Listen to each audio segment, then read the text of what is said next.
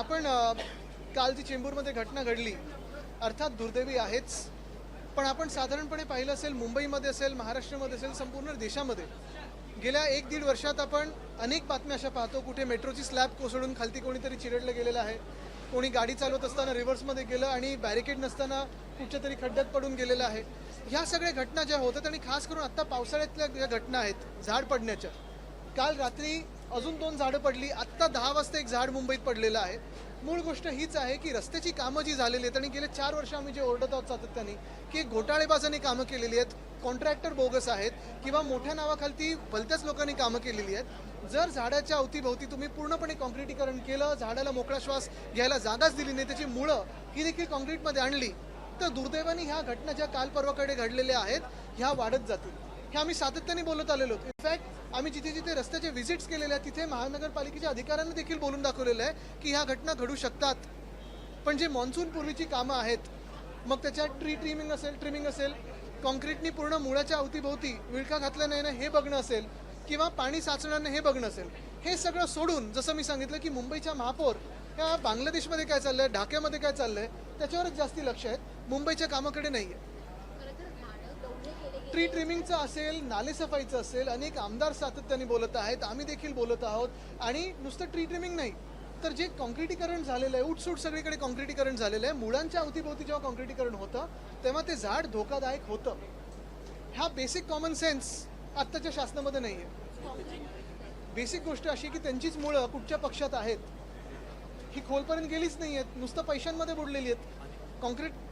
कॉन्ट्रॅक्टरांच्या पैशांमध्ये बुडलेली ह्यांची सगळी जी मुळं आहेत ती आता तुम्हाला दिसते की ती झाड त्यांचं नाजूक आहे, बाहेरून सपोर्ट घ्यायला लागतोय, बाहेरून त्यांना अजून बांबू लावून घ्यायला लागतोय त्यांच्याच भाषेत.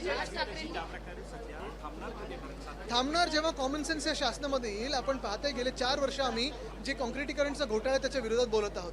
आत्ता पण जर पाहिलं तर सर्रासपणे सगळीकडे कॉन्क्रिटीकरण चालू आहे. रस्त्याचं कॉन्क्रिटीकरण एका बाजूला, पण जेव्हा तुम्ही फुटपाथ किंवा रस्त्याच्या अवतीभोवती जेव्हा झाडं असतात आणि त्या मुळांच्या तिथे तुम्ही जेव्हा कॉन्क्रिटीकरण करता तेव्हा ती झाडं नाजूक होतात.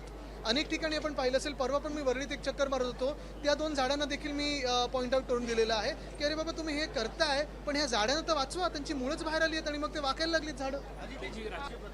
त्याच्यात प्रतिक्रिया काय? महत्त्वाची गोष्ट म्हणजे मिंदेंच्या पक्षामध्ये जे खूप इच्छुक होते, आता त्याच्यात कॅटेगरीज आहेत, ज्युनियर गद्दार कोण, सिनियर गद्दार कोण, सुपर सिनियर गद्दार कोण.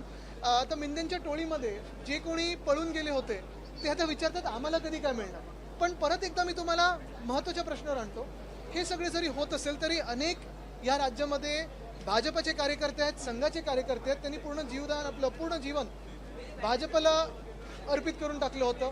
घरदार सोडून प्रचार करणं असेल, त्यांच्यासाठी निवडणुकीत काम करणं असेल, ते लोक भाजपची एवढी सत्ता असताना ह्या पदांवर कधी बसणार?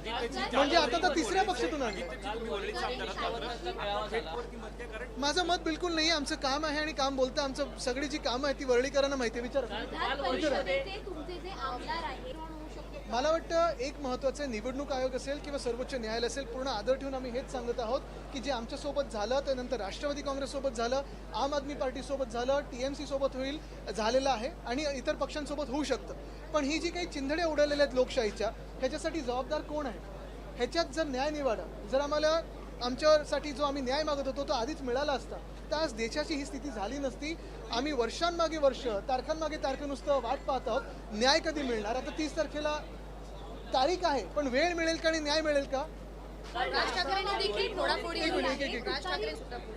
मुख्य गोष्ट हीच आहे, ते बोलतात ते एकदम अर्थात बरोबरच आहे, त्यांचं रीडिंग तर तुम्हाला माहितीच आहे. पण त्याच सोबत जे ऑपरेशन देवेंद्र चालू आहे ह्या महाराष्ट्रामध्ये, ते महाराष्ट्रालाच काय देशाला खूप धोकादायक आहे. कारण जी काही एक राजकीय अस्थिरता निर्माण झालेली आपल्या राज्यामध्ये, तुम्ही पहा, तुम्ही साधे नागरिक म्हणून, आता तुम्ही 1 मिनिटं पत्रकार आहात मनातून विसरून जा, आम्ही राजकारणी लोकच विसरून जा, पण नागरिक म्हणून जे काही या राज्यामध्ये चाललंय, पक्षांची तोडफोड असेल, पैसे देऊन आमदार विकत घेणं असेल, निर्लज्जपणे ह्या आज बॅनरवर उद्या त्या बॅनरवर माझ्यासोबतच तुमच्यासोबत, हा जो काही निर्लज्जपणा चालला, ही जी काही चोरी चालली आहे, किती राजकारण करायचं, काय त्याला पातळी आहे की नाही, किती खालती जायचं त्याला काही पातळी आहे की नाही. आणि हे सगळं होत असताना देशाची आर्थिक स्थिती काय आहे, राज्याची आर्थिक स्थिती काय आहे, नोकऱ्या आहेत का, तुमचं जीवनमान सुधारतंय का, ह्याच्यावर कुठेही सरकार म्हणून, शासन म्हणून लक्ष नाही देणं. कालच जी घटना घडलेली आहे, एका 11 वर्षाचं मुलाचं जीव गेलेला आहे, पण कुठेही काही चर्चा नाही. नुसतं हंगामा करायचा, आमदार विकत घ्यायचे, पक्ष फोडायचे, हे घाणेरडं राजकारण मिंदेंच्या टोळीने असेल किंवा भाजपने सुरू केलेलं आहे, कुठे ना कुठेतरी ह्याच्यावर आपल्याला विचार करण्याची वेळ आली. आता 30 तारखेची वेळ तर बघा आता थोडी. मुख्य गोष्ट हीच आहे की संपूर्ण महाराष्ट्रामध्ये आपण आत्ताचा पण दौरा पाहिला असाल, जे जनता आहे ती उद्धव बाळासाहेब ठाकरे या नावावर विश्वास ठेवते. जाऊ दे, त्यांचा कालचा मेसेज थोडा वेगळा होता, पण मुख्य गोष्ट हीच आहे की लढो अथवा न लढो, आमच्या कामावर विश्वास आहे, आमच्या पक्षावर विश्वास आहे आणि जनतेवर विश्वास आहे. मुख्य गोष्ट हीच आहे की तुम्हाला परत एकदा मी एका महत्त्वाच्या विषयावर आणतो की हे सगळं होत असताना जे आमदार किंवा जे खासदार आज मिंदेंसोबत जात आहेत किंवा भाजपसोबत जात आहेत, त्यांनी जनतेला फक्त एवढं उत्तर द्यावं की जे अयोध्या लुटत आहेत, जे उज्जैनची भूमी लुटत आहेत, तुम्ही त्यांच्या मांडीला मांडी लावून कसे बसू शकता. हे इंग्लिश पण आत्ताच विचारा, नंतर बाहेर नको. भ्रष्टाचाराची अनेक प्रकरणं आम्ही लोकांसमोर आणलेली आहेत, पण ह्या शासनामध्ये जर भ्रष्टाचार तुम्ही केला, भाजपच्या सत्तेत जर तुम्ही भ्रष्टाचार केला, तर तुम्हाला मंत्री बनायला किंवा मुख्यमंत्री बनायला अधिकची संधी असते. तर त्या अधिकाऱ्यांनी लवकरात लवकर भाजपाच्या वॉशिंग मशीनमध्ये ॲप्लिकेशन द्यावं. ते कदाचित ऑपरेशन देवेंद्र फडणवीस नंतर मुख्यमंत्री बनू शकतो. अध्यक्षांना मी लिहिणार आहे, कारण हा सायबर क्राईम आहे. आमदारांचं स्वतःचं फेशियल रेकग्निशनसाठी कुठेही कन्सेंट न घेता तुम्ही आमचं फेसेस म्हणजे आमचे चेहरे वापरलेले आहात त्याच्यावरनं फेशियल रेकग्निशन करतात, पण उद्या जर ह्याचा डीप फेक झाला किंवा कोणाचा बँक अकाउंट किंवा कोणाचा फोन हॅक झाला तर ह्याला जबाबदार कोण असतील? अध्यक्ष असतील का, ज्यांनी निर्णय घेतला, की कुठच्या कंपनीकडे आहे, फायरवॉल काय लावले तुम्ही, पासकोड काय लावले, सिक्युरिटी काय, ह्याच्यावर खरं तर हे साइबर क्राइम है मोटा. ऐसे नहीं कि मुंबई में पहली बार बरसात हो रही है, लेकिन पहली बार एक ऐसा शासन बीएमसी में बैठा हुआ है पिछले बहुत सालों के बाद, जिसको मुंबई की चिंता नहीं है, लेकिन ढाका में क्या हो रहा है, बांग्लादेश में क्या हो रहा है, उस पर ही ज़्यादा नज़र हमारी महापौर साहिबा की है. और यही बात दुर्भाग्यपूर्ण है कि वो हम जो पहले से बताते आए थे, हमारे जो एक्सपीरियंस है उनसे बताते आ रहे थे, कोई ना कोई तो सीख ले. रास्तों के काम कैसे होने चाहिए, सेफ स्टेज पे कैसे लाते हैं, या ये जो कल की घटना है वो कैसे ना हुए, लेकिन इनका ध्यान पूरा राजनीति कैसे हो, पोलराइजेशन कैसे हो, उसी पे है. बिल्कुल, जिसको जिसको भाजपा का अयोध्या की लूट और उज्जैन की जो भूमि की लूट है वो मान्य है, वो भाजपा और मिंदे के साथ जाए, क्योंकि जो हिंदुत्व के खिलाफ है वही तो भाजपा के साथ आज जा रहा है. क्या आप सोच सकते हैं कि रामलला के मंदिर में कभी भ्रष्टाचार हो सकता था? लेकिन जो भाजपा ने और संघ ने जो लोग बिठाए उन्होंने तो भ्रष्टाचार किया है.